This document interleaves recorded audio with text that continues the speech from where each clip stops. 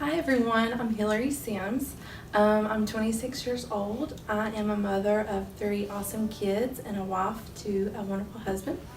I wanted to share my testimony today of my walk with Christ and just my journey to find Him and His deliverance of mental illness on my life. So, starting at an early age of 3, I was already showing signs of anxiety and nervousness. My mother says that even at a young age, I would pace the floor and have OCD compulsions. I did come from a broken home. My parents had divorced when I was 2 years old. My biological father wasn't really present the majority of my childhood. My mother did remarry, but unfortunately, I still went without a father-daughter relationship. This made a massive impact on the young woman I would grow to be.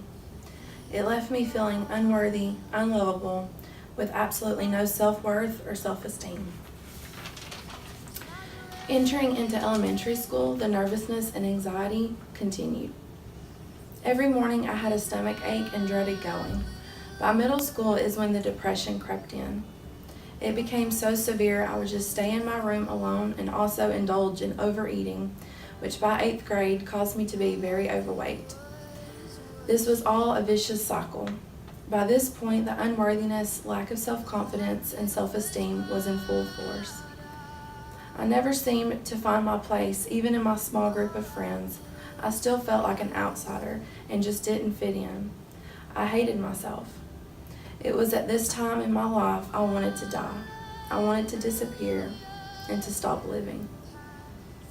At the young age of 13, I was suicidal. All through high school, these burdens followed me, yet I learned a new way to express them: through rebellion, anger, and promiscuity. At this point, my teenage train of thinking was, if no one was going to care about my life, I wasn't going to either. I was full-blown reckless, dabbling into drugs, alcohol, and looking to boys and relationships to find love. Whatever it took to fit in and to be accepted, I was going to do it. I was far from knowing the Lord at this time. I had been to church maybe a handful of times in my life. I knew He existed, yet I had no clue what my relationship with God could potentially be. The one place I could have looked for unconditional love and acceptance, I had no clue to even look there. By my senior year, even through all the reckless behavior and depression, at the very least, I was alive, but I was only existing. At the age of 18, I became pregnant out of wedlock. We ended up getting married soon after due to the pregnancy. In my 3rd trimester, a very large blood clot was discovered in my leg that would have been fatal, but I was miraculously healed and still delivered a healthy baby boy. Looking back, I realized it wasn't just lucky chance that I survived and was healed. It was the love and mercy of our healer Jesus. That even when I wasn't making Him a part of my life, He still loved me enough to see me through these trials. The fresh marriage only lasted a couple months after our son was born and ended in divorce. While I was supposed to be walking across the stage to receive my high school diploma, instead I just gave birth, was getting a divorce, and was on my own all before the age of 19. While trying to pick myself up and continue on with life, I attempted college in hopes to become a nurse, only to drop out by the end of the first semester due to the stress of being a single parent on my own, working a job with bills to pay. This triggered a whole new level of depression and helplessness for me. From the year 2011 to 2015 was the darkest time in my life. The best way to describe the level of depression I was in to someone who's never experienced it themselves is to imagine yourself in a scary movie when you get out of bed to put your feet on the ground, only to be grabbed by your ankles by Satan himself, to be pulled under into the darkest pits of hell. Screaming, crying, clawing at the floor to try and save yourself. It's the darkest of the dark. Hope and light doesn't exist when you're in this frame of mind. I experienced this terror every day for 4 years. About midway through this time in my life, I did seek help. I received treatment by medications and counseling to eventually be diagnosed with bipolar II disorder. Bipolar II patients suffer greatly with manic depression, feelings of hopelessness, no energy, worthlessness, and suicidal thoughts. With bipolar II, you experience ups, such as being on levels of high energy, talkativeness, racing thoughts, but majority of the time you will be on a down during the depression phase. This described me perfectly. While I was relieved to have an answer as to why I was feeling this way, I also felt that now I had the diagnosis written across my forehead. Such a stigmatized diagnosis, shameful and embarrassing. But I pressed forward doing what the doctors told me to do, not knowing there was a greater physician. As time went on, the care I was receiving helped some, but I was far from being healed. On top of this new diagnosis, life circumstances sent me over the edge. Suffering a miscarriage with my now husband, and also the loss of my grandfather, who was the closest thing I had to a father. At the moment, my life went into a tailspin. The depression at an all-time high, the anxiety so great I couldn't hold down a job or even leave my home. My mind kept me so bound I couldn't move, I couldn't get out of bed. I did my best as a mother, but I knew I was failing. The weight of depression is so great. It's like you're suffocating in darkness and there's no getting out.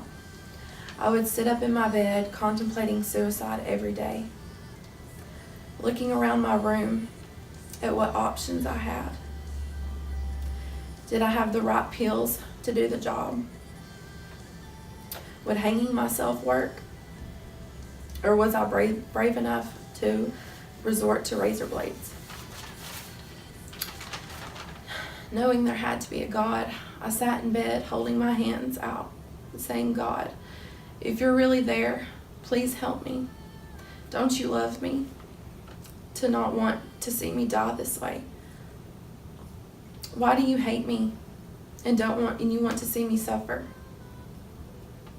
The mental illness had such a hold on me, there was no hope in sight. The devil had won in my eyes.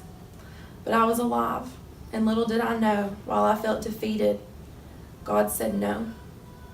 He said, no, Satan, you will not take my daughter. You will not take what is mine. He was helping me fight what the devil had tried to bestow on me. I now felt that I had a purpose to serve the Lord, and that one day my hardships and trials would become a testimony of healing and redemption. So after finding this new relationship with Jesus, he just started to work miraculously in my life. Even through the struggles and the dark times, and the depression and anxiety, I no longer felt alone. I felt that I had the Lord just walking with me every day.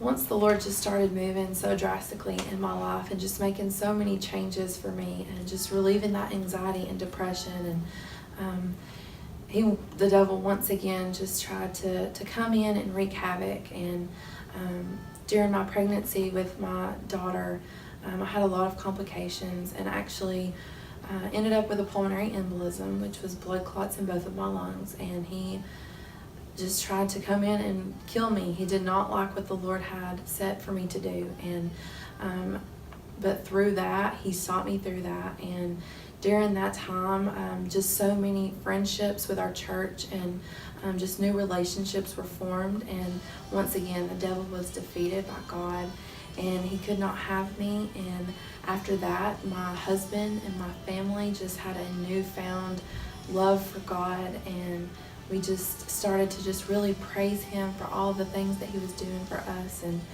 just a newfound trust in him, that if you remain faithful in him, that he will see you through anything.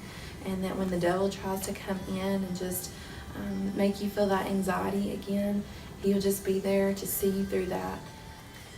So my message just for anyone out there today, that through my testimony, I hope that it will encourage you if you're struggling with any of these issues and mental illness, suicidal thoughts. Please just seek help. You don't have to suffer. If you can go see a doctor or receive help that way, but at the same time, we serve an almighty physician that can heal you as well. And you don't have to suffer in silence and be alone and feel condemnation about what you're going through. This is nothing to be shameful of, because it is of the devil. The devil does not want to see us succeed, but we have God with us, and he will heal us, and he will see us through everything that we go through. I feel that if anyone out there is struggling and you would like to reach out to me, just contact the ladies with the Warrior of Faith, and I'll be more than happy to help you, to pray with you, and just encourage you anytime that you need it. And I just wish and pray for blessings upon anybody watching today. And I just love you all, and God bless everybody.